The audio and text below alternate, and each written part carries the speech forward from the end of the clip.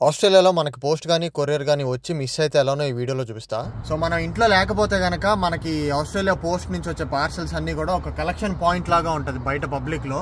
అవి ఆర్గనైజ్ చేసుకోవచ్చు.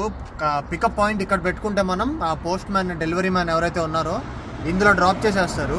పాయింట్కి రాగానే ఇక్కడ కలెక్ట్ అని ఉంటుంది. మనం కలెక్ట్ చేసుకొని మనకు వాళ్ళు ఒక కోడ్ ఇస్తారనమాట, యాక్సెస్ కోడ్. ఆ యాక్సెస్ కోడ్ మనం టైప్ చేస్తే ఈ డ్రాయర్ అనేది ఓపెన్ అవుతుంది. ఇట్లా ఇందులో ఫిట్ అవ్వగలిగే పార్సిల్ అయితే కనుక ఇందులో పెట్టేస్తారు. స్మార్ట్ లాకర్ అంటారు దీన్ని. చిన్నదైతే చిన్న లాకర్ లో, పెద్దదైతే పెద్ద లాకర్ లో పెట్టేస్తారు.